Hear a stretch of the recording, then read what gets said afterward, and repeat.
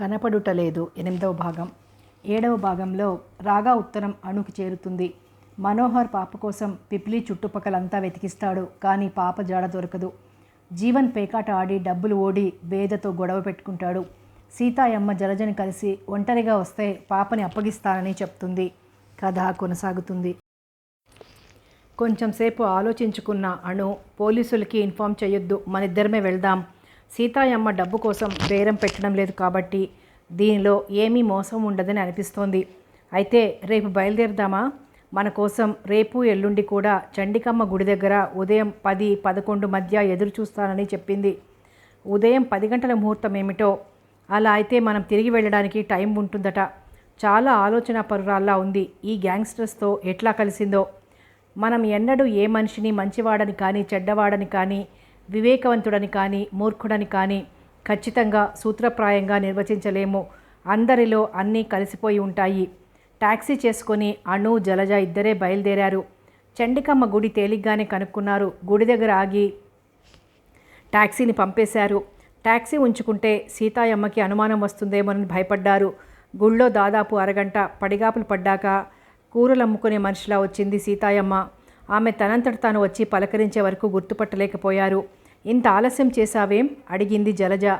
మా చుట్టాలు మీతో కలిసి లేకపోయినా చుట్టుపక్కల ఎక్కడా లేరని నిర్ధారణ చేసుకోవద్దు, నవ్వింది గడుసుగా. ఇక వెళ్దామా? ఆరాటంగా అడిగింది అణు. ఆమెకి ప్రతి క్షణము ఒక యుగంలా ఉంది. రాగని ఏ దశలో చూడవలసి వస్తుందో, తనని చూడగానే ఎంత సంబరపడుతుందో, ఎప్పుడెప్పుడు తన రాగని హృదయానికి హత్తుకుందామని తప్పించిపోతోంది. నేను ముందు నడుస్తాను, కొంచెం దూరంలో నా వెనక రండి. ముగ్గురం కలిసి వెళ్ళడం ఎబ్బెట్టుగా ఉంటుంది. ఒప్పుకున్నారు ఇద్దరు. దాదాపుగా 1/2 మైలు పైగా నడిచిన తర్వాత మెయిన్ రోడ్డు మీద బస్ స్టాప్ పక్కగా ఉన్న చిన్న సందులో ఉంది పాక హోటల్. సీతాయమ్మను చూడగానే యజమానురాలి ముఖం పాలిపోయింది. పాప ఎక్కడుంది? అడిగింది సీతాయమ్మ. పాప ఎక్కడుంది ఇక్కడ? సైరన్ గొంతుతో అరిచింది. సీతాయమ్మ ఒక్క ఉదుటన ముందుకు దూకి యజమానురాలు మెడ పట్టుకుంది. ఏం చేశావు? పాపని అప్పగించకపోయావో? యజమానురాలు సీతాయమ్మ పట్టు విడిపించుకోవడానికి ప్రయత్నించింది. ఇద్దరు కస్టమర్స్ ముందే కాసేపు బాహాబాహి పోట్లాడుకున్నారు. చివరికి హిడింబిలా ఉండే యజమానురాలే ఓడిపోయి చేతులు జోడించి దండం పెడుతూ, నన్నొదులు, పాపని తాతయ్య తీసుకుపోయాడు. ఆ సచినోణ్ణి వచ్చి చూసిపోతుండమని నువ్వే చెప్పావుగా. యజమానురాల్ని వదిలేసి దిమ్మెరపోయి నిలబడిపోయింది సీతాయమ్మ. పాప అక్కడ లేదని తప్ప మరేదీ అర్థం కావటం లేదు అణుకి. ఆశలన్నీ నీరు కారిపోగా కృంగిపోయి అక్కడే ఒక స్టూల్ మీద కూలబడిపోయింది. ఇక్కడ పాత న్యూస్ పేపర్స్ ఎక్కడ పెడతారు? అడిగింది జలజ. న్యూస్ పేపర్ల గొడవ ఎందుకు అర్థం కాలేదు. యజమానురాలు స్టోర్ రూమ్ చూపించింది. జలజ వెనకే యాంత్రికంగా నడిచింది అణు. స్టోర్ రూమ్లోకి వెళ్ళి న్యూస్ పేపర్ల కట్టలు బయటికి లాగింది జలజ. ఏమాత్రం వెదకక్కర్లేకుండా అణు పబ్లిష్ చేసిన ఉత్తరం ఉన్న పేపర్ విడిగా మడతబెట్టి ఉంది. నా బంగారు తల్లి, నీ మీద నాకు కోపం లేదు. నేను డాడీ నీ కోసం వస్తాం. మాటల కింద ఎండిపోయిన నెత్తుటి చారికలు. అండర్లైన్స్ చూడగానే కళ్ళు తిరిగాయి అణుకి. పడిపోకుండా పట్టుకుంది జలజ. భుజం మీద తల ఆనించి కళ్ళు మూసుకుంది. జలజ బ్లౌజ్, చీర కూడా కన్నీళ్లతో తడిసిపోతున్నాయి. నెత్తుటి చారికలు ఎలా వచ్చాయి? ఏదైనా ప్రమాదంలో చిక్కుకుందా? దెబ్బ తగిలిందా? ఎవరైనా కొట్టారా? అయ్యయ్యో, 8 ఏళ్ల చిన్నారి తల్లి ఇక్కడ ఒంటరిగా ఏ దురవస్థలు అనుభవించిందో. ఇప్పుడు ఎక్కడుంది? అసలు ప్రాణాలతో ఉందా? ఆలోచించలేకపోయింది.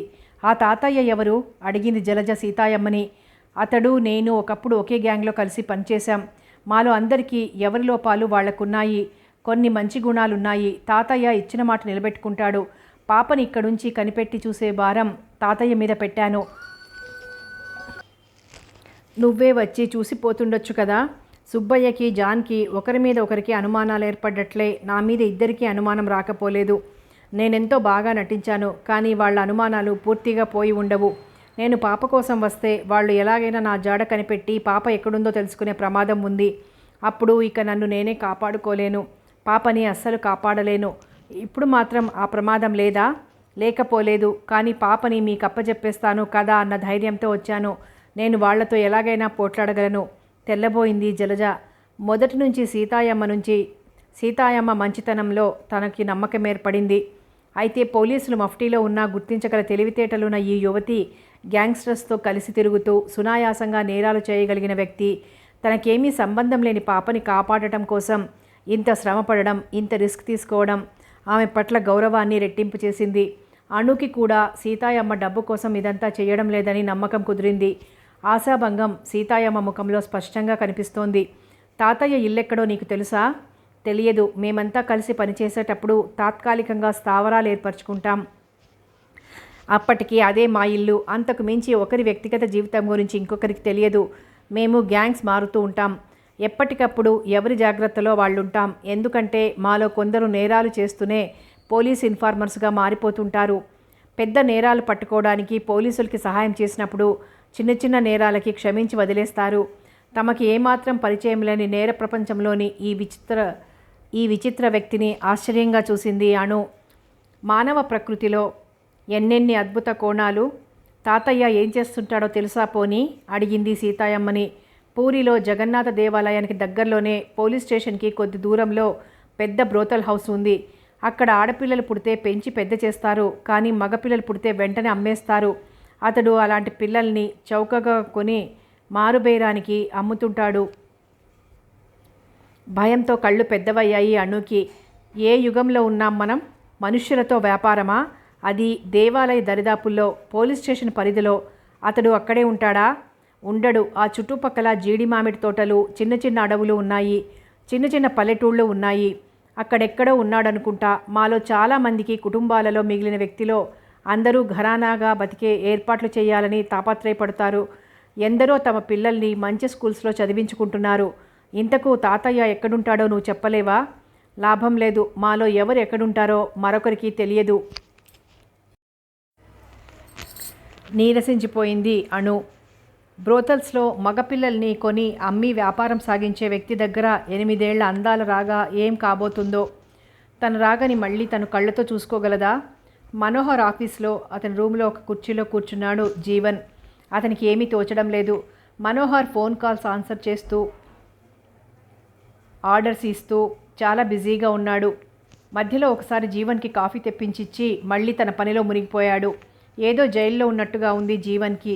అతడి మనసు అడ్డు అదుపు లేకుండా ఏదేదో పిచ్చిగా ఆలోచిస్తోంది. ఆ ఆలోచనల మధ్య రాగా వచ్చిపోతోంది. ఈ దురవస్థలకన్నింటికీ మూలమైన ఆ తమాషాగాడిని ఊహల్లో హీరో చిరంజీవిలాగా చావబాదేస్తున్నాడు. ఆ ఊహలు కూడా స్థిరంగా నిలవడం లేదతనికి. ఏ మనిషికైనా ఏ పని చేయకుండా ఊరికే కూర్చోవడం కంటే పెద్ద పనిష్మెంట్ ఉండదు. అందులో జీవన్ మనసు మరీ చిన్న చంచలం. అతడు కామ్గా కూర్చోలేకపోతున్నాడు. 1-2 సార్లు వీధి గుమ్మం దాకా వెళ్ళి అటు ఇటు చూసి వచ్చాడు. పోలీస్ స్టేషన్ ముందు వరండా బెంచ్ మీద 2 కానిస్టేబుల్స్ కూర్చొని జోక్స్ కట్ చేసుకుంటూ సిగరెట్లు కాల్చుకుంటున్నారు. లోపల నుంచి జీవన్ రాగానే ఎవరో ఆఫీసర్ వచ్చాడని కంగారుగా సిగరెట్స్ పారేసి లేచి నిలబడ్డారు. వాళ్ల కంగారు చూసి జీవన్కి ఏదో అనుమానం తోచింది. వాళ్ళని పరీక్షగా చూశాడు. అందులో ఒక కానిస్టేబుల్ అంతకుముందు హాస్పిటల్లో తన దగ్గరికి వచ్చిన తమాషాలా కనిపించాడు. మనోహర్ అతడిని అనేక వేషాల్లో చూపించడంతో అతడి రూపం చాలా కన్ఫ్యూజింగ్గా ఉంది. జీవన్ మనసులో ఖాళీగా ఉన్న అతడి బుర్రకి కాస్త మేత దొరికింది. వెంటనే మనోహర్ గదిలోకి వెళ్ళి అతడు కనిపించాడు అన్నాడు ఎగ్జైటెడ్గా. మరేదో కేసు స్టడీలో ఉన్న మనోహర్ తలపైకెత్తి ఎవరు అన్నాడు. అదే మన రాగని కిడ్నాప్ చేసిన రోగ్. వెంటనే చేతిలో ఫైల్ మూసి డ్రాయర్లో పడేసి లాక్ చేసి లేచి నిలబడి ఎక్కడా అన్నాడు. జీవన్ మనోహర్ని వరండాలోకి తీసుకొచ్చి పోలీస్ కానిస్టేబుల్ని చూపించి అతనే అన్నాడు. ఇతడా? తెల్లబోయాడు మనోహర్. పోలీస్ కానిస్టేబుల్స్కి గూండాలకి మధ్య ఉండే లాలూచీల గురించి రకరకాల రూమర్లు ప్రచారంలో ఉన్నాయి. అతి తక్కువ జీతం తీసుకుంటూ విధి లేక ఎంతో రిస్క్ ఉన్న పోలీసు ఉద్యోగాలు చేస్తున్న కానిస్టేబుల్స్లో చాలామంది మామూళ్లకు అలవాటు పడ్డవారేనని మనోహర్కి తెలుసు. కానీ పోలీస్ కానిస్టేబులే గూండా అనటం అతనికి దిగ్భ్రాంతి కలిగించింది. ఏయ్ జీవానందం, ఒకసారి లోపలికి రా ఆజ్ఞాపిస్తున్నట్టుగా పిలిచి తన గదిలోకి వచ్చేశాడు. జీవానందం వచ్చి మిలిటరీ సెల్యూట్ చేసి నిలబడ్డాడు. ఈయనెప్పుడైనా చూసావా? జీవన్ని చూపిస్తూ అడిగాడు. ఆ కానిస్టేబుల్కి ముచ్చెమటలు పోశాయి. అసలు విషయం ఏమిటంటే పిల్లల్ని ఎత్తుకుపోతే నేరస్తులుగా ప్రతీతి పొందిన కొన్ని ఫోటోలున్న ఆల్బమ్ని ఆ కానిస్టేబుల్ జీవన్ దగ్గరికి తీసుకొచ్చాడు. అప్పటికి జీవన్ హాస్పిటల్లోనే ఉన్నాడు, కానీ కోలుకున్నాడు. ఆ ఆల్బంలో ఉన్న ఫోటోల్లో వ్యక్తులు ఎవరిని జీవన్ గుర్తుపట్టలేకపోయాడు. దిగులు పడకండి సార్, మీ అమ్మాయి గారిని ఎత్తుకెళ్లిన కేడీ ఎక్కడున్నా పట్టుకుందాం. మీ అమ్మాయి గారిని మీకు అప్పగిస్తాం. అలవాటైన ధోరణిలో జీవన్ ధైర్యం చెప్తూ నసుగుతూ చెయ్యి చాపాడు మామూలు కోసం. ఆ చేతిలో 10 రూపాయల నోటు పడేశాడు జీవన్. ఆ డబ్బు అతడు జలజ దగ్గర అప్పు చేసింది. ఒకవేళ తను మామూలు తీసుకున్న సంగతి ఆఫీసర్ గారికి చెప్పాడేమోనని వణికాడు అతడు. ఆ వణుకు చూసి మనోహర్కి అనుమానం కలిగింది. నువ్వెప్పుడైనా ఇతని దగ్గరికి ఏదైనా స్లిప్ తీసుకెళ్ళావా అడిగాడు ఇంగ్లీష్లో. పాపం కానిస్టేబుల్కి ఇంగ్లీషు సరిగ్గా రాదు. అందులోనూ మనోహర్ ఉచ్చారణ యూరోపియన్ ఉచ్చారణలా ఉంటుంది. ఆల్బమ్ తీసుకెళ్ళావా అని అడుగుతున్నట్లు అర్థం చేసుకొని ఎస్ సార్ అన్నాడు కంగారుగా. మనోహర్ కళ్ళు ఎర్రబడిపోయాయి. ఒక పోలీసు ఉద్యోగి క్రిమినల్తో లాలూచీ పడడమే కాక అతడికి సహాయం కూడా చేయడం మనోహర్ భరించలేకపోయాడు. వెంటనే అతన్ని లాకప్లో పడేసి చావగొట్టించాడు. అప్పటికప్పుడు విషయమంతా వివరంగా రాసి కమిషనర్కి రిపోర్ట్ పంపించాడు. ఎప్పటికప్పుడు వార్తల కోసం, ముఖ్యంగా సెన్సేషనల్ న్యూస్ కోసం గద్దల్లా ఎదురు చూసే న్యూస్ రిపోర్టర్స్ కొందరు ఎలాగో విషయం కనిపెట్టి జీవన్ మీద ప్రశ్నల వర్షం కురిపించారు. తనకి అంత ప్రాముఖ్యం ఇచ్చినందుకు సంతోషంతో ఉబ్బి తబ్బిబ్బవుతూ అతడు పోలీస్ యూనిఫామ్లో ఉన్న పెద్ద గూండా నేను హాస్పిటల్లో ఉండగా నన్ను బ్లాక్మెయిల్ చేయడానికి ప్రయత్నించాడు. ఇక్కడికి వచ్చే వరకు అతడు డ్యూటీలో ఉన్న పోలీస్ అని నాకు తెలియదు. చూడగానే గుర్తుపట్టేశాను. అతడిప్పుడు లాకప్లో ఉన్నాడు. పోలీస్ డిపార్ట్మెంట్లో లంచగొండితనం, నిర్లక్ష్యం, స్వార్థం ఏ స్థాయిలో ఉన్నాయో తెలుస్తోంది అని స్టేట్మెంట్ ఇచ్చేశాడు. మర్నాడు చాలా పత్రికల్లో ఈ వార్త వచ్చేసింది. పోలీస్ డిపార్ట్మెంట్లో ప్రముఖులు అవమానంతో బాధపడ్డారు. డిపార్ట్మెంట్ పరువు, ప్రతిష్ట గంగలో కలుస్తున్నాయనుకునేసరికి అందరికీ కానిస్టేబుల్ మీద విపరీతమైన కోపం వచ్చేసింది. కమిషనర్ వెంటనే అతన్ని సస్పెండ్ చేసి ఆ వార్త పత్రికలకు పంపాడు. డిపార్ట్మెంట్ పరువు నిలుపుకోవడానికి. మిసెస్ జీవన్ మీరేనా? అణు ముందు నిలబడి అడిగింది ఒక యువతి. ఆమెను అణు ఎప్పుడూ చూడలేదు. నేనే. మీరెవరు? ఏం కావాలి? అమ్మా, మాలాంటి అమాయకుల్ని ఇలా క్షోభ పెడితే మీకేం వస్తుంది? ఇది మీకు న్యాయమేనా? మీలాంటి పెద్దోళ్ళు లక్షల్లో కోట్లల్లో మోసాలు చేస్తూనే ఉంటారు. ఆఫీసర్లు వేలకు వేలు మింగుతూనే ఉంటారు. ఏ తప్పు చేయనోడికి ఇనాముగా 10 రూపాయలు చేతిలో పెట్టినట్టే పెట్టి సావదన్నిస్తాడా నీ మొగుడు? ఉద్యోగం బూడబీకిస్తాడా? నేను నా పిల్లలు ఏం తినాలి? ఈ ఉసురంతా నీ బిడ్డకి కొట్టదా? గబాల్న లేచి తన చేత్తో ఆ అమ్మాయి నోరు మూసింది. నన్ను శపించు, నా భర్తని శపించు, కానీ అమాయకురాలు నా కూతుర్నేమీ శపించకు. నీ భర్త విషయంలో ఏం జరిగిందో ఇప్పుడే తెలుసుకుంటాను అంది. వెంటనే మనోహర్కి ఫోన్ చేసి ఏం జరిగిందో తెలుసుకుంది. ఆ కానిస్టేబుల్ భార్య ఇక్కడికి వచ్చింది. ఆ అమ్మాయి చెప్తున్న విషయం వేరుగా ఉంది. నేను ఇప్పుడే పోలీస్ స్టేషన్కి వస్తున్నాను. ఎక్కడో ఏదో పొరపాటు జరిగింది అని రిసీవర్ పెట్టేసి పోలీస్ స్టేషన్కి బయలుదేరింది. కళ్ళు తెరిచింది రాగా. గదిలో 0 వోల్ట్ బ్లూ బెడ్ బల్బు వెలుగుతోంది. ఒక్క క్షణం తను ఇంటికి వచ్చేసానా అనుకుంది. ఎందుకంటే ఇల్లు వదిలిన దగ్గర నుంచి బెడ్ బల్బు ఎక్కడా చూడలేదు. కానీ పరిసరాలు చూశాక తను మరో కొత్త చోటికి వచ్చానని గ్రహించింది. పక్కనే మరో మంచం మీద 2 అమ్మాయిలు పడుకున్నారు. ఒక అమ్మాయి పరికిణి ఓణి వేసుకుంది. మరో అమ్మాయి బాగా చిన్నపిల్ల, పొట్టి లాగులో ఉంది. ఈ మంచానికి కొంచెం దూరంలో మరో మంచం మీద అబ్బాయి పడుకున్నాడు. నిక్కరు బనియను వేసుకున్నాడు. విపరీతమైన దాహం వేసింది రాగాకి. దాహం అంది గొణుగుతున్నట్లు. పరికిణి ఓణి వేసుకున్న పిల్ల చటుక్కున లేచి కూర్చుంది. తన మీద ఉన్న చెల్లెలి కాలు తీసి నెమ్మదిగా పక్కకు పెట్టింది. లేచి రాగా దగ్గరకు వచ్చి ఏం కావాలి అంది. ఆ కంఠస్వరం మెత్తగా స్నేహమధురంగా ఉంది. మంచినీళ్లు అడిగింది రాగా. ఆ అమ్మాయి గ్లాస్తో మంచినీళ్లు అందించి రాగని లేవదీసి కూర్చోపెట్టి చుట్టూ చెయ్యి వేసుకొని కూర్చుంది. ఎంతో హాయిగా ఉంది ఆ స్పర్శ రాగకి. మంచినీళ్లు తాగేసింది.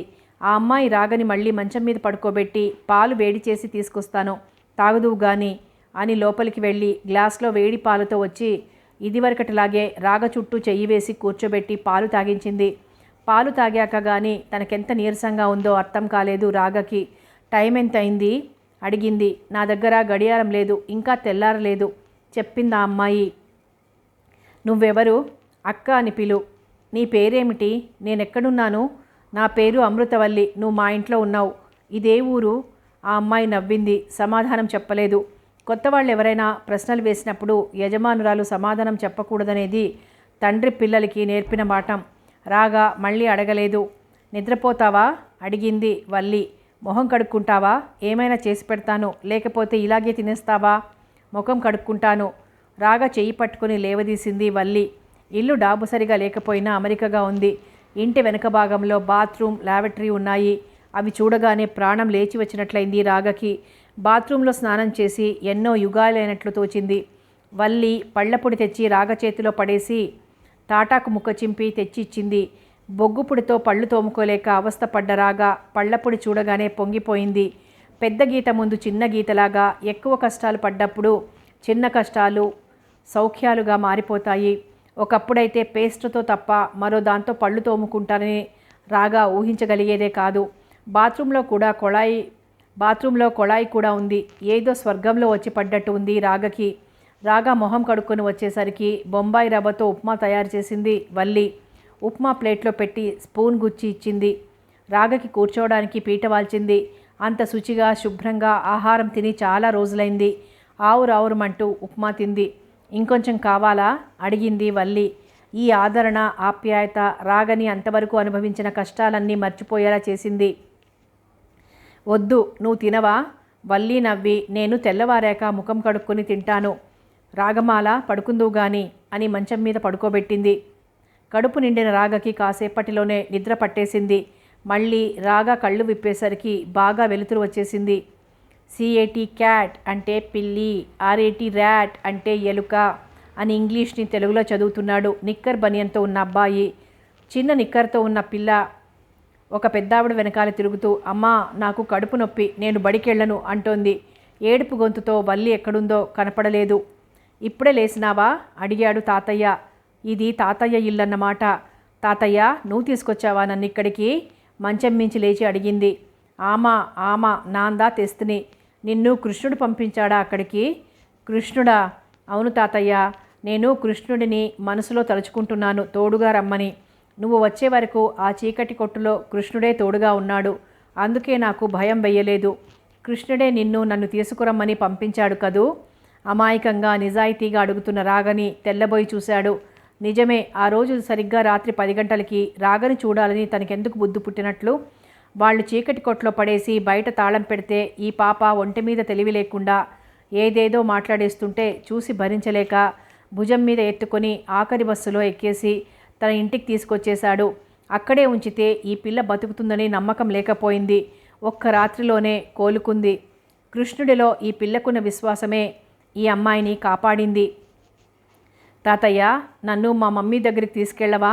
మమ్మీతో చెప్పి నీకు మంచి బహుమానం ఇప్పిస్తాను. చటుక్కున ముఖం తిప్పుకున్నాడు తాతయ్య. గ్యాంగ్స్టర్స్లో పనిచేసే వాళ్ళలోనూ కొన్ని నియమాలున్నాయి. సీతాయమ్మ అప్పచెప్పింది ఈ పాపని, తిరిగి సీతాయమ్మకి అప్పచెప్పాలి. సీతాయమ్మలోనూ ఈ పాపంటే అభిమానమే కనిపించింది. తాతయ్య తల తిప్పుకునేసరికి రాగ ఆశలు నీరు కారిపోయాయి. ఈ కొద్ది రోజుల అనుభవంతో ఆ పిల్ల కొన్నేళ్లు ఎదిగిపోయింది. వీళ్ళంతా తనని మమ్మీకి ఎందుకు అప్పగించరు? ఎంత ఆలోచించినా అర్థం కావటం లేదు. తాతయ్య ఆలోచించుకొని, కొంచెందా ఓపిక పట్టు, మీ మమ్మీ కాడ విడిచి పూడుస్తును అన్నాడు. ఆ సమయంలో అక్కడ పేచీ పెట్టకూడదని అనుభవం నేర్పింది రాగకి. బుద్ధిమంతురాలిలా లేచి లోపలికి వెళ్ళింది. చపాతీలు ఒత్తుతోంది వల్లి. రాగని చూసి నవ్వి, మొహం కడుక్కొనరా, వేడివేడి చపాతీలు ఆలు కూర తిందువుగాని అంది. రాగా బాత్రూంలోకి వెళ్ళి చన్నీళ్లతో మొహం కడుక్కొచ్చి వల్లి పెట్టిన చపాతీలు కూర తింది. చదువు అంటే సహజంగా ఇష్టం ఉన్న పిల్ల కావటం వల్ల అబ్బాయి పక్కన కూర్చుని ఇంగ్లీష్ పాఠం ఎలా చదవాలో నేర్పుతూ అతని ఉచ్చారణలోని లోపాలు సరిదిద్దింది. అతడు లెక్కలు తప్పు చేస్తుంటే తప్పు అని చెప్పి ఎలా చేయాలో నేర్పింది. వల్లి కూడా తిరుగుతూ ఏడుస్తున్న చిన్న పిల్లకి బొమ్మల పుస్తకం చూపించి కథలు చెప్తున్నట్లుగా చిన్న చిన్న మాటలు నేర్పింది. అది చూసి తాతయ్య భార్య పొంగిపోయింది. తాతయ్యతో, ఏమయ్యో, ఈ పిల్ల చిన్నదైనా మన పిల్లలకి ఎలా చక్కగా చదువు చెప్తుందో చూసావా అంది. తాతయ్య గమనించాడు. అలవాటుగా గట్టిగా నవ్వాడు. ఆ నవ్వు ఎప్పుడు విన్నా భయంగానే ఉంటుంది రాగకి. 9 కాగానే పిల్లలిద్దరూ అన్నాలు తినేసి చపాతీలు కూర డబ్బాలో కట్టుకొని సంచిలు భుజాన తగిలించుకొని స్కూల్కి బయలుదేరారు. నేను స్కూల్కి వెళ్తాను అంది రాగా. ఆ పిల్లకి స్కూలు మానేసి ఇన్నాళ్ళు ఉండడం శిక్షలన్నింటిలో పెద్ద శిక్షగా అనిపించింది. తాతయ్య మళ్ళీ ఆలోచించవలసి వచ్చింది. సగం వర్షిత్తిలో నీ ఎప్పుడు స్కూల్కి పోముడియం, మీ అమ్మదా వస్తుంది, అప్పో మీ మమ్మీతో పోదిలియా అన్నాడు తాతయ్య. మా మమ్మీ వస్తుందా? ఆమా వస్తుడు. నిజంగా అని అడిగింది. ఆమా, నువ్వుదా అక్కతో ఆడుకో. బుజ్జగింపుగా రాగా వీపు తట్టి వెళ్ళిపోయాడు తాతయ్య. తాతయ్య భార్య వల్లి వంట చేస్తున్నారు. రాగా లోపలికొచ్చి నేను వంట చేస్తాను అంది. వల్లి ముందు కొంగి రాగా చెక్కిలి మీద ముద్దు పెట్టుకొని నువ్వేం వంట చేస్తావు, హాయిగా కూర్చో అంది. ఏ పని చెయ్యకుండా కూర్చోవాలంటే నాకు బోర్. నువ్వేం చేస్తావో చెప్పు. నేను బుక్స్ చదువుతాను, బాల్ ఆడుతాను, డ్యాన్స్ చేస్తాను. డ్యాన్స్ చేస్తావా? ఏది చెయ్యి. చచా, ఇక్కడ నువ్వు హాల్లోకి వస్తే అక్కడ చేస్తాను. వల్లి తల్లికి వంట పని అప్పజెప్పేసి రాగాని తీసుకుని హాల్లోకి వచ్చి ఏది ఇప్పుడు చెయ్యి అంది. చేస్తాలే, కానీ నువ్వెందుకు బడికెళ్ళవు? నా చిన్నప్పుడు మా నాన్నకి పిల్లల్ని చదివించాలని తెలియదు. అప్పుడు మా దగ్గర ఇన్ని డబ్బులు కూడా లేవు. చిన్న గుడిసెలో ఉండేవాళ్ళం. గుడిసెలో ఉండడం అంటే ఎలా ఉంటుందో రాగకి ఇప్పుడు బాగా అర్థమైపోయింది.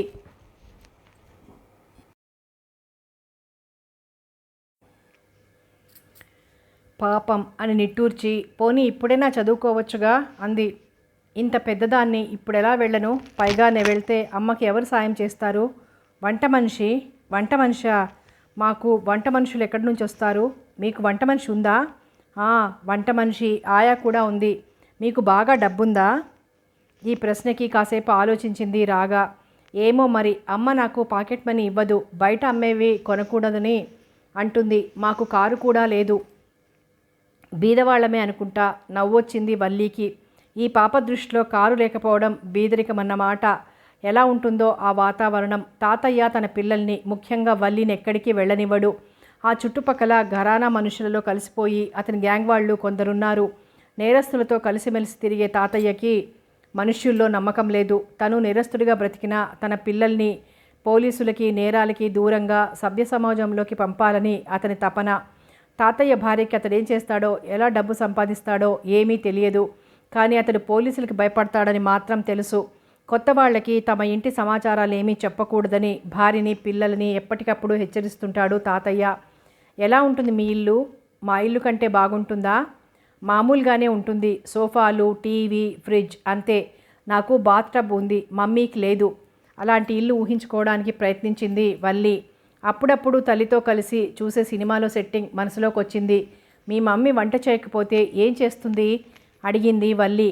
మమ్మీ డ్యాన్స్ స్కూల్లో డ్యాన్స్ నేర్పుతుంది. నువ్వు కూడా మమ్మీ స్కూల్లో చేరితే నీకు కూడా డ్యాన్స్ నేర్పుతుంది. వాళ్ళు అన్ని ఊళ్ళల్లో పెర్ఫార్మెన్స్ ఇస్తారు. నువ్వు ఇవ్వచ్చు. వాళ్ళు చక్కగా మేకప్ చేసుకుని డ్యాన్స్ చేస్తారు. బాగా పెద్ద పిల్లలు నీలాగా. ఆ దృశ్యాలు ఊహించుకుంటూ ఉంటే అద్భుతంగా తోచింది వల్లికి. ఎలా ఉంటుందో అలాంటి జీవితం. నువ్వు డ్యాన్స్ చెయ్యి అంది పాపతో. పాప మొదట తల్లి నేర్పిన తరంగం చేసింది. తర్వాత టిస్ చేసింది. తాతయ్య భార్య కూడా వంట మానేసి వచ్చి చూసింది. వల్లి రాగనెత్తుకుని గిరగిరా తిప్పి ఎంత బాగా డ్యాన్స్ చేశావు అంది మెచ్చుకోలుగా. ఆ క్షణం నుంచి రాగా వల్లి చాలా దగ్గరైపోయారు. తనకు ఒక అక్క ఉంటే ఎలా ఉంటుందో తెలుసుకోగలిగింది రాగా. ఊరికే కూర్చోలేని రాగా చిత్తు కాగితాలు కత్తిరించి రకరకాల పక్షుల ఆకారాలు తయారు చేసింది. వల్లి మెచ్చుకుంటుంటే మరింత హుషారుగా కాగిత పువ్వులు చేసింది. ఇవన్నీ పాపకి కాన్వెంట్లో హ్యాండ్ వర్క్ క్లాస్లో నేర్పించేవారు. నువ్వు బడికి వెళ్ళి చదువుకోలేకపోతే పోనీ నీకు చదువు నేను చెప్పనా అడిగింది రాగా వల్లిని. వల్లి సంతోషంతో ఒప్పుకుంది. పాత కాగితాలు, పెన్సిలు తెచ్చుకుంది. ఏబీసీడీలతో మొదలుపెట్టి వల్లికి చదువు ప్రారంభించింది రాగా. తాతయ్య భార్య కూడా వల్లి ఇంట్లోనే చదువు నేర్చుకుంటున్నందుకు ఆనందించింది. తాతయ్య చిన్న కూతురికి రాగా అంటే ఆరాధన ఏర్పడింది. రాగా ఏమంటే తను వెనకాతల అదే అంటుంది. రాగా నాకు బోర్ అంటే అర్థం తెలియకపోయినా నాకు బోర్ అంటుంది. రాగాల డ్యాన్స్ చేయడానికి ప్రయత్నించి శరీరం అలా వంపులు తిప్పడం రాక ధన్మని కింద పడుతుంది. రాగా అన్నకి లెక్కలు చెప్తుంటే తను పక్కనే కూర్చొని వరుసగా అంకెలన్నీ వేసేస్తుంది. రాగా వచ్చాక ఆ ఇంట్లోకి కొత్త కాంతి వచ్చినట్లయింది. తాతయ్య కూడా ఇంటికి రాగానే 10 నిమిషాలైనా రాగతో కబుర్లు చెప్పకుండా భోజనం చేసి నిద్రపోడు. తాతయ్య మర్నాడే పాక హోటల్కి వెళ్ళాడు. సీతాయమ్మ వచ్చిందేమో కనుక్కుందామని. జరిగిందంతా తెలిసింది. నొచ్చుకొని వచ్చేశాడు. అతడికి పేపర్ చదవడం రాదు. రాగా తల్లి అడ్రస్ తెలియదు. తెలిసినా పాపని తీసుకుని ఆ ఇంటికి వెళ్ళలేడు. ఆ ఇంటి పరిసరాల్లో పోలీస్ నిఘా ఉంటుందని అతనికి తెలుసు. పోలీసు వారి ఆతిథ్యం ఎలా ఉంటుందో అతడు చాలాసార్లు రుచి చూశాడు. అతడి ఒంటి మీద సిగరెట్ వాతల తాలూకా మచ్చలు ఇంకా ఉన్నాయి. పోలీసులున్న దరిదాపులకి అతడు పొరపాటును కూడా వెళ్ళడు. రాగని తన ఇంట్లో జాగ్రత్తగా చూసుకోవడం తప్ప చెయ్యగలిగింది తోచలేదతనికి. ఎప్పుడైనా సీతాయమ్మ కనిపిస్తుందేమోనని ఎదురు చూస్తున్నాడు. కాగితాలు పెన్సిల్ కంటికి కనపడగానే తల్లికి ఉత్తరం రాయాలనిపించింది రాగకి. డియర్ మమ్మీ, డాడీ నీ దగ్గరే ఉన్నారా? వెళ్ళిపోవద్దు అని చెప్పు, నే వచ్చేస్తాను. ఇప్పుడు నేను పాక హోటల్లో లేను, తాతయ్య ఇంట్లో ఉన్నాను. వల్లి అక్క, అన్న, చెల్లి, ఆంటీ అంతా మంచివాళ్ళు. అక్కకి నేనంటే చాలా ఇష్టం. నాకేం కావాలన్నా చేసి పెడుతుంది. అక్కకి డ్యాన్స్ అంటే ఇష్టం. నువ్వు డ్యాన్స్ నేర్పుతావా? ఇది ఏ ఊరో నాకు తెలియడం లేదు, నాకెవ్వరూ చెప్పడం లేదు. ఇక్కడ గుడిసెలు లేవు, కొంచెం దూరంలో తోటలున్నాయి. ఏం చెట్లో నాకు తెలియదు. నువ్వు నా కోసం వర్రీ అవ్వకు. ఉత్తరం రాయి, విత్ లాట్స్ ఆఫ్ కిసెస్, నీ రాగా. కాస్త దళసరిగా ఉన్న కాగితం కత్తిరించింది, కవర్ తయారు చేసింది. కవర్లో తను రాసిన ఉత్తరం పెట్టి అతికించి చిరునామా రాసింది. కవర్ పైన స్టాంప్స్ అతికించకపోయినా ఉత్తరం వెళ్తుందని పోస్టాఫీస్ లెసన్లో చదివింది. అయితే పోస్ట్ డబ్బా ఎక్కడుందో తెలియదు. అడిగితే వల్లి చెప్తుందా? అనుభవం రాగకి చాలా నేర్పింది. అంచేత నేరుగా వల్లిని పోస్ట్ బాక్స్ ఎక్కడుంది అని అడగలేదు. మీకు ఉత్తరాలు రావా అడిగింది. మాకు ఉత్తరాలు ఎవరు రాస్తారు? సచ్చినా ఇంటికి రావు. ఇంటికి రాకపోతే ఉత్తరాలు ఎలా చదువుకుంటారు మరి? అయ్యా, పోస్ట్ ప్యూన్ ఇంటికే పట్టుకొస్తాడుగా. అదేమో నాకు తెలియదు. అడ్రస్ సరిగ్గా రాయకపోతే పోస్ట్ మ్యాన్ ఇంటికి తేలేడు. అదేమో. పోనీ మీరు ఉత్తరాలు రాయాలంటే పోస్ట్ బాక్స్ ఎక్కడుంది? మేమెవరికి రాస్తాం ఉత్తరాలు? మా అమ్మకి నాకు రాయడమే రాదు. పోస్ట్ బాక్స్ ఇక్కడక్కడే లేదా? ఉత్తరాల డబ్బాయేనా? గుడి పక్కన సందులో ఉంది. ఒకసారి సరదాగా వెళ్దామా? అమ్మో, అయ్యా బయటికి తిరగొద్దంటాడు. ఎక్కడా తిరగొద్దు, పోస్టు డబ్బా ఒక్కటే చూసేసి తొందరగా వచ్చేద్దాం. రాగా మాట కాదనలేని బలహీనత ఏర్పడిపోయింది వల్లిలో. అయినా పోస్ట్ బాక్స్ దగ్గరికి వెళ్ళి వచ్చేయడంలో పెద్ద ప్రమాదం కనబడలేదు. తల్లి పనులు చేసుకుంటూ ఉండగా రాగా చెయ్యి పట్టుకొని పోస్ట్ బాక్స్ ఉన్న వీధికి తీసుకువెళ్ళింది. ఆ దారి గుర్తుపెట్టుకొని అప్పటికి ఏమీ ఎరగని దానిలా వచ్చేసి తరువాత అవకాశం చూసుకుని ఉత్తరం పోస్ట్ చేసింది రాగా. ఆంగ్లో ఇండియన్లా తయారై హై హీల్స్తో వయ్యారంగా నడుస్తున్న సీతాయమ్మ అలవాటుగా వెనక్కి తిరిగి చూసింది. ఫర్లాంగ్ దూరంలో కనిపించాడు జాన్. గుండె జల్లుమంది. నడక వేగం హెచ్చించింది. జాన్ కూడా వేగం పెంచాడు. అతడు తనని అనుసరిస్తున్నాడు. పట్టుబడితే అమ్మో, పరుగు ప్రారంభించింది. అదృష్టవశాత్తు కొంత దూరంలో రైల్వే స్టేషన్ కనిపించింది. ఏదో రైలు కదలటానికి సిద్ధంగా ఉంది. ఏం ఆలోచించకుండా ఒక కంపార్ట్మెంట్లోకి ఎక్కేసింది. వేగం అందుకుంది రైలు. సీతాయమ్మ తేలిగ్గా ఊపిరి తీసుకునేటంతలో ఎదురుగా యమకింకరుడిలా కనబడ్డాడు జాన్. ఎంత వేగంగా వెళ్తున్న రైల్లోకైనా ఎక్కడం దిగడం ఎన్నో రోజులుగా ప్రాక్టీస్ చేశాడతడు. రైల్లో చాలామంది ప్రయాణికులున్నారు. సీతాయమ్మ నోరు తెరిచేలోగానే మెరుపులా ఆమెను గేటు దగ్గరికి గుంజి కిందకు తూసేసి తను దూకేశాడు. కానిస్టేబుల్ భార్యతో సహా పోలీస్ స్టేషన్కి వెళ్ళి అక్కడ మనోహర్తో వివరంగా మాట్లాడాక పొరపాటు ఎక్కడ జరిగిందో అర్థమైంది. పాపం 10 రూపాయల టిప్స్ తీసుకున్నందుకు ఒక పోలీసు ఉద్యోగిని శిక్షించి అవమానించినందుకు చాలా బాధపడ్డాడతడు. అప్పటికే విషయం గోరంతలు కొండంతలుగా అన్ని పేపర్లలోనూ వచ్చేసింది. పోలీసు ఉద్యోగులలో గూండాలతో చేతులు కలిపిన పోలీసు ఉద్యోగి, ఇలా రకరకాల సబ్ టైటిల్స్ పెట్టి పెద్ద అక్షరాలతో జనంలో సెన్సేషన్ కలిగించాయి. మనోహర్ ఊరుకోవడం వల్ల సెన్సేషన్ రద్దయి డ్యూటీలో చేరి పత్రికలో వచ్చే ఈ వార్తల వల్ల తలెత్తుకోలేకపోతున్నాడు పోలీస్ కానిస్టేబుల్. జీవన్ ఎక్కడున్నాడు అడిగింది అను. జీవన్ పేరెత్తుగానే మనోహర్ ముఖంలో ప్రసన్నభావం ఎగిరిపోయింది. చికాకు, కోపం పొంగి వచ్చాయి. ఇంకో స్నేహితుడిని పోగొట్టుకున్నాను అనుకుంది అను మనసులో. రిడ్జ్ హోటల్లో ఏదో ప్రెస్ మీటింగ్ ఆహ్వానించారని వెళ్ళాడు. థ్యాంక్స్ చెప్పి లేచి నిలబడింది. ఒక్క మాట, దయచేసి ప్రెస్ మీటింగ్లో మీ భర్త అవకతవకలు మాట్లాడకుండా చూడండి. జీవన్ ఉద్దేశించి మరొకరు అంత తిరస్కారంగా మాట్లాడడం కష్టంగానే ఉంది. కానీ ఆ సందర్భంలో ఎవరైనా మరొకలా ఎలా మాట్లాడగలరు? ఒక ప్రార్థన, ఈ విషయం మనసులో పెట్టుకొని రాగా గురించి ఇన్వెస్టిగేట్ చేయడంలో అశ్రద్ధ చేయకండి. వీ నో అవర్ డ్యూటీ సీరియస్గా అన్నాడు మనోహర్. చివుక్కుమంది అణుకి. ఏం చేయగలదు? ఆడదానికి భర్త ఆస్తిపాస్తుల్లో భాగం ఉన్నా లేకపోయినా అతడు చేసే తెలివి తక్కువ పనుల ఫలితంలో భాగం తప్పదు కాబోలు. ఆటోలో రిడ్జ్ హోటల్ కాన్ఫరెన్స్ హాల్కి వచ్చింది. మనోహర్ ఊహించినట్లే మొహమంతా ఆనందంతో వెలిగిపోతుండగా రిపోర్టర్స్తో ఇష్టం వచ్చినట్టు మాట్లాడుతున్నాడు జీవన్. అతనికి చిన్నప్పటి నుంచి ఎప్పటికప్పుడు లైమ్లైట్లో ఉండాలని యాంబిషన్. అతనికి ప్రాముఖ్యం ఇచ్చేదెవరు? ఇన్నాళ్లకి రాక తనకి ఒక అవకాశం వచ్చింది. ప్రెస్ రిపోర్టర్స్ చుట్టూ చేరి ఫోటోలు తీసి ప్రశ్నలు అడుగుతూ ఉంటే ఆనందం పట్టలేక ఏదో ఒకటి మాట్లాడేస్తున్నాడు. అతని మాటలకి అప్పుడప్పుడు ప్రెస్ రిపోర్టర్స్ కూడా నవ్వుకుంటున్నారు. కాన్ఫరెన్స్ హాల్లో కడుగుపెట్టిన అణుని చూసి ఏదేదో మాట్లాడేస్తున్న జీవన్ చటుక్కున ఆగిపోయాడు. ప్రెస్ రిపోర్టర్స్ మధ్యకొచ్చేసింది అణు. ఫ్లాష్ కెమెరాలు క్లిక్ క్లిక్ మన్నాయి.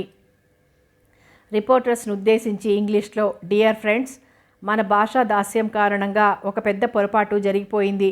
ఆఫీసర్ ఇంగ్లీష్లో మాట్లాడిన మాటలు సరిగ్గా అర్థం కాని కారణంగా పోలీస్ కానిస్టేబుల్ చెయ్యని నేరం ఒప్పుకున్నాడు.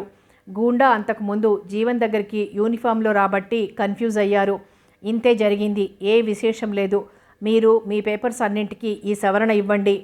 ప్రెస్ రిపోర్టర్స్ నవ్వుకుంటూ విషయం నోట్ చేసుకున్నారు. అందరి ముందు పెద్ద ఫూల్లా నిలబడాల్సి వచ్చింది జీవన్. అతడు నోరు తెరిచి ఏదో అనబోయేలోగా అతని చెయ్యి గట్టిగా నొక్కి ప్లీజ్ అంది. అతడిని అక్కడ నిలవనీయకుండా తనతో ఇంటికి తీసుకొచ్చేసింది. ఇంటికి వచ్చాక అణు మీద విరుచుకుపడ్డాడు జీవన్.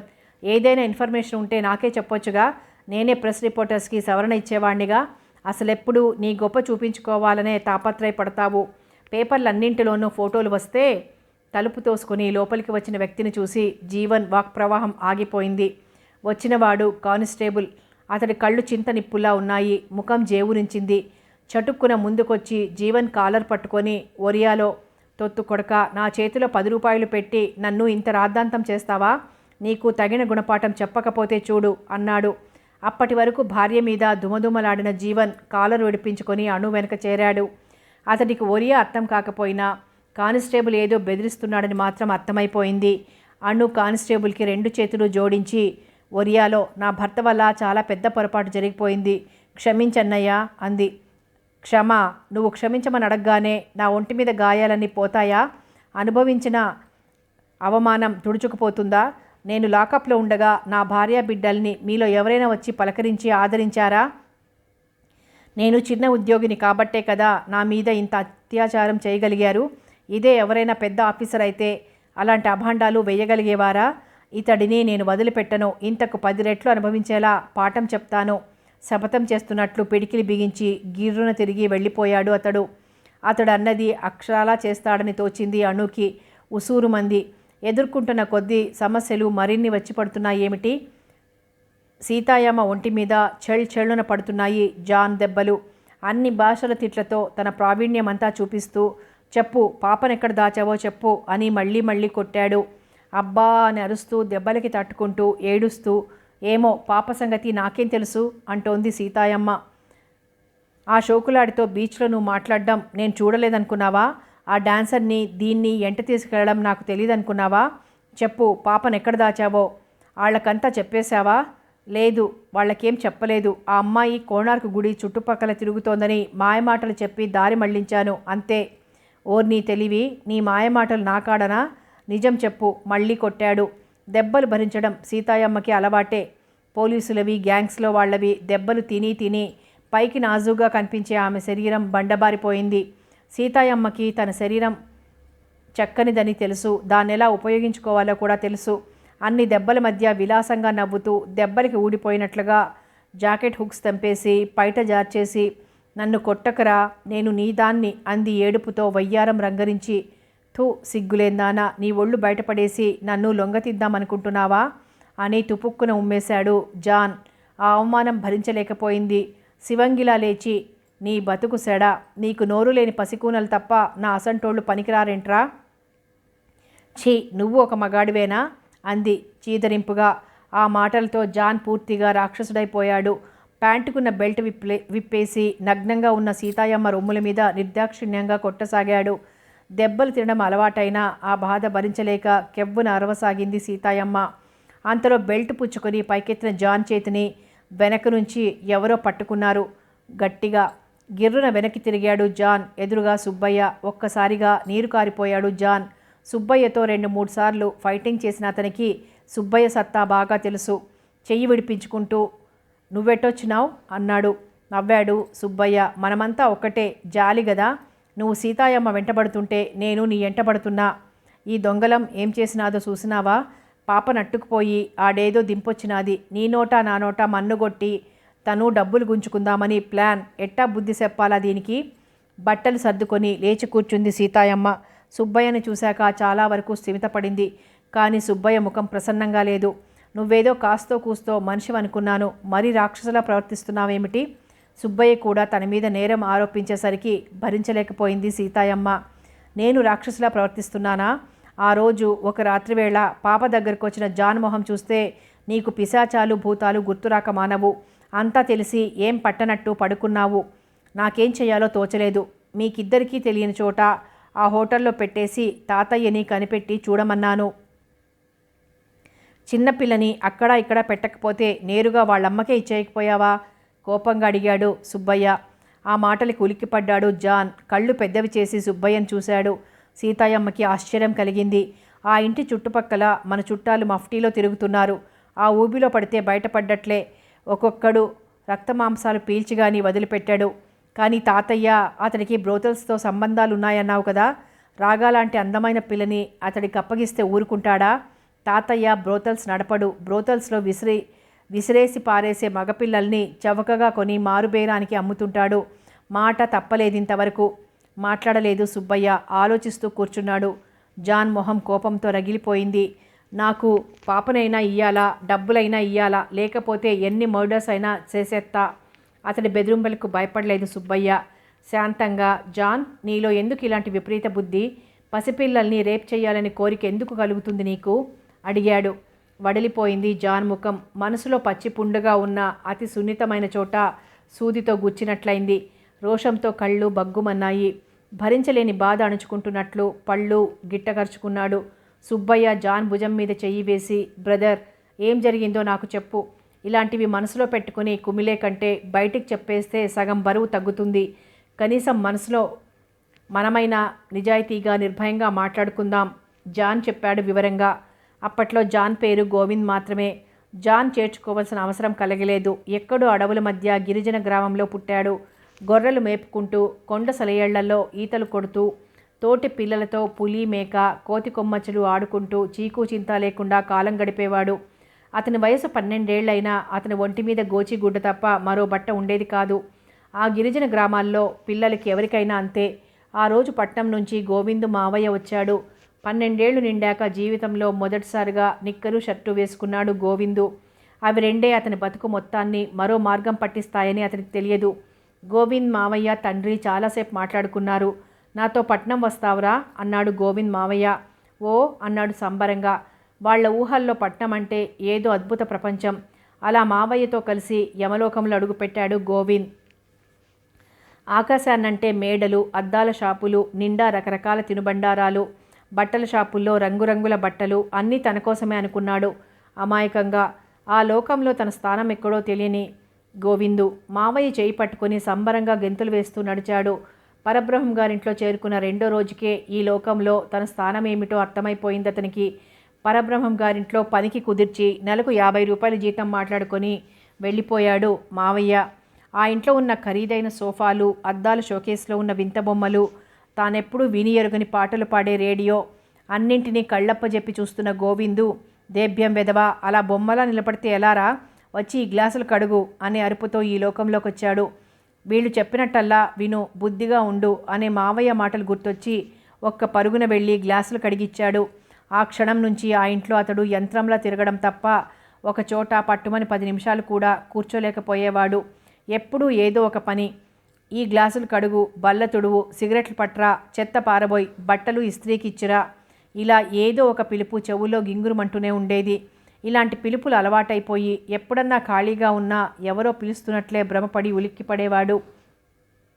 ఆ ఇంట్లో మనుష్యులందరిలో సమంత అంటే అతనికి చాలా ఇష్టంగా ఉండేది. సమంత 7 ఏళ్ల పిల్ల, బొద్దుగా, ముద్దుగా, చురుగ్గా ఉండేది. చిన్నపిల్లలకి సహజంగా చిన్నపిల్లలంటే ఇష్టం కలుగుతుంది. సమంతతో కలిసి బంతి ఆడుకోవాలని, ఆ పిల్ల చదివే బొమ్మల పుస్తకాలు చూడాలని ఎంతో ఉబులాటంగా ఉండేది గోవిందుకి. సమంత మాత్రం గోవిందుని ఒక పురుగులా ముట్టుకోనిచ్చేది కాదు. తన ఫ్రెండ్స్తో సమంత ఆడుకుంటున్నప్పుడు కుతూహలం పట్టలేక గోవిందు రహస్యంగా తలుపుచాటును నిలబడి తొంగి చూస్తుంటే యూ డర్టీ రోగ్ అని గొడుగు కర్రతో గోవిందుని చితకబాదింది. గోవిందు ఏడుస్తుంటే ఇంట్లో ఎవ్వరూ ఓదార్చలేదు, సమంతని మందలించలేదు సరికదా. ఎదురు గోవిందునే దొంగ వెదవలా అక్కడ నిలబడి నిన్నెవరు చూడమన్నారు అని తిట్టారు. గోవిందుకి తగిలిన దెబ్బల్ని ఎవ్వరూ లక్ష్య పెట్టలేదు. ఆ పిల్ల మీద కసి మొలక చూసింది అతని లేత మనసులో. ఆ పిల్ల ఎప్పుడూ స్వీట్సు చాక్లెట్సు తప్పించుకొని తింటుండేది. వాటిని ఆశగా చూసే గోవిందుని చూసి హేళనగా నవ్వేది. అక్కడితో ఊరుకోక స్వీట్ని నోటితో కొరికి అతని ముందుకు విసిరేసేది దుమ్ములోకి. తిండి మీద ఆశ చంపుకోలేక గోవిందు దుమ్ములో ఏరుకొని దులుపుకొని తింటుంటే హేళనగా నవ్వి డర్టీ అని ఏడిపించేది. మొదట్లో డర్టీ అంటే ఏమిటో అర్థం కాక గోవిందు అమాయకంగా నవ్వితే ఈడియట్, ఫూల్, క్రాక్ అంటూ మరింత హేళనగా నవ్వేది. ఆ మాటలకి అర్థాలు తెలియకపోయినా ఆ నవ్వులో హేళన అర్థమై మనసు చివుక్కుమనేది. తరువాత చిన్నబాబుని అడిగి ఆ మాటలకు అర్థాలు తెలుసుకున్నాక రోషంతో మనసు మండింది. శమంత మీద కసి పెరిగింది. అయితే ఆ వయసులో అతనికి తెలియని మరొక విషయం ఉంది. కసితో పాటు ఏదో ఆరాధనా భావం కూడా తనలో ఉందని. ఇంటి యజమానురాలు ఏదో పని మీద ఊరికెళ్ళింది. ఏయ్ గోవిందు అని కేక పెట్టింది శమంత బాత్రూంలోంచి. బాత్రూం బయట నిలబడి ఏంటండి అమ్మాయి గారు అన్నాడు గోవిందు. మొదట్లో అతను అందరిలా శమంత అని పిలిస్తే పరబ్రహ్మం గారి భార్య వాడిని 2 కొట్టి వెధవా పేరు పెట్టి పిలుస్తావా, అమ్మాయి గారు అని పిలు అని కసిరింది. ఒరేయ్ వచ్చి నా వీపు రుద్దు మళ్ళీ లోపల నుంచి అరిచింది. తన చెవులను తనే నమ్మలేకపోయాడు. గిరిజన గ్రామాల్లో సైతం ఆ వయసులో ఆడపిల్లలెవరూ మగపిల్లల్ని వీపులు రుద్దటానికి పిలిచేవారు కాదు. సంకోచిస్తూ నిలబడితే రావేరా అని మళ్ళీ కసిరింది. లోపలికెళ్ళాడు. తడి వంటితో నగ్నంగా ఉన్న సమంతను చూడగానే అతడి ఒంట్లో ఏదో చిత్రమైన కదలిక కలిగింది. సబ్బు తీసుకుని వీపు రుద్దుతుంటే చేతి వేళ్లకి లేత శరీరం పువ్వులా సోకి అతని శరీరంలోకి విద్యుత్ తరంగాలను పంపింది. అతడు మళ్ళీ మళ్ళీ రుద్దుతుంటే ఎంతసేపు రుద్దుతావు ఇంకా పో అని కసిరింది. బిక్కమొహం వేసుకొని బయటకు వచ్చేశాడు. ఆ మరుసటి రోజు కూడా అలాగే పిలిచింది. ఎలాగో అయిపోతున్నాడు గోవిందు. అతనికి మాయాలోకంలోకి వచ్చినప్పటి నుంచి ఒకే మాట పదే పదే వినిపిస్తూ వచ్చింది. అది డబ్బు డబ్బు డబ్బు. ఎవరి నోటంట విన్నా ఈ 2 అక్షరాలే. డబ్బుంటే మంచి స్వీట్లు తినొచ్చు, కార్లలో తిరగొచ్చు, మంచి బట్టలు వేసుకోవచ్చు. డబ్బు లేకపోతే పాచిపోయిన అన్నానికి కూడా గతుండదు. తిట్లు, అవమానాలు, చీదరింపులు భరిస్తూ ఉండాలి. చిరిగిపోయిన నిక్కరు చొక్కా తప్ప మంచి బట్టలు వేసుకోవడానికి కూడా వీలుండదు. ఇదే అతనికి తెలిసింది. కథ కొనసాగుతుంది.